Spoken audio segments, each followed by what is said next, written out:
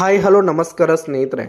ಇಂದಿನ ಅನೇಕ ಮಾರುಕಟ್ಟೆಗಳಲ್ಲಿ ಈರುಳ್ಳಿಯ ಮಾರುಕಟ್ಟೆ ಬೆಲೆ ಯಾವ ರೀತಿಯಾಗಿದೆ ಅಂತಕ್ಕಂಥದ್ದನ್ನು ಈ ಒಂದು ವಿಡಿಯೋದಲ್ಲಿ ಸಂಪೂರ್ಣವಾಗಿ ನೋಡ್ತಾ ಹೋಗೋಣ ಸ್ನೇಹಿತರೆ.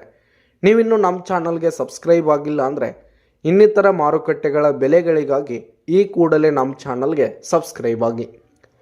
ಮೊದಲಿಗೆ ಪುಣೆ ಮಾರುಕಟ್ಟೆಯಲ್ಲಿ ಒಂದು ಕ್ವಿಂಟಲ್ ಈರುಳ್ಳಿಯ ಬೆಲೆ ನೋಡೋದಾದರೆ 500 ರೂಪಾಯಿದಿಂದ 1500 ರೂಪಾಯಿ ತನಕ ಇರುವಂಥದ್ದು.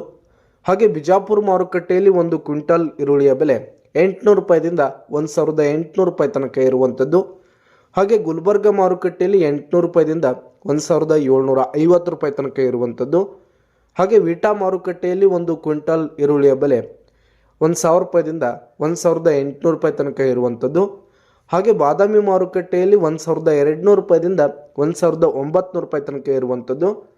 ಹಾಗೆ ಚಿತ್ರದುರ್ಗ ಮಾರುಕಟ್ಟೆಯಲ್ಲಿ 1000 ರೂಪಾಯಿದಿಂದ 2000 ರೂಪಾಯಿ ತನಕ ಇರುವಂಥದ್ದು. ಹಾಗೆ ಗಂಗಾವತಿ ಮಾರುಕಟ್ಟೆಯಲ್ಲಿ 800 ರೂಪಾಯಿದಿಂದ 1900 ರೂಪಾಯಿ ತನಕ ಇರುವಂಥದ್ದು. ಹಾಗೆ ಸತಾರ ಮಾರುಕಟ್ಟೆಯಲ್ಲಿ 1500 ರೂಪಾಯಿದಿಂದ 1800 ರೂಪಾಯಿ ತನಕ ಇರುವಂಥದ್ದು.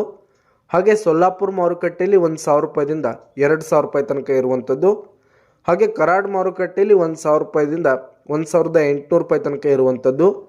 ಹಾಗೆ ಪಾಲ್ಟನ್ ಮಾರುಕಟ್ಟೆಯಲ್ಲಿ 500 ರೂಪಾಯಿದಿಂದ 1700 ರೂಪಾಯಿ ತನಕ ಇರುವಂಥದ್ದು. ಹಾಗೆ ಸಾಂಗ್ಲಿ ಮಾರುಕಟ್ಟೆಯಲ್ಲಿ ಒಂದು ಕ್ವಿಂಟಲ್ ಈರುಳ್ಳಿಯ ಬೆಲೆ 500 ರೂಪಾಯಿದಿಂದ 1900 ರೂಪಾಯಿ ತನಕ ಇರುವಂಥದ್ದು.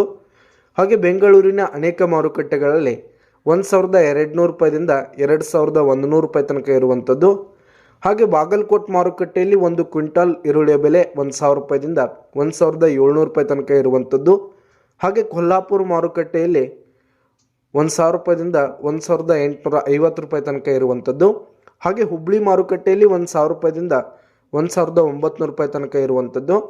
ಹಾಗೆ ಬಾರಾಮತಿ ಮಾರುಕಟ್ಟೆಯಲ್ಲಿ 1200 ರೂಪಾಯಿದಿಂದ 1700 ರೂಪಾಯಿ ತನಕ ಇರುವಂಥದ್ದು.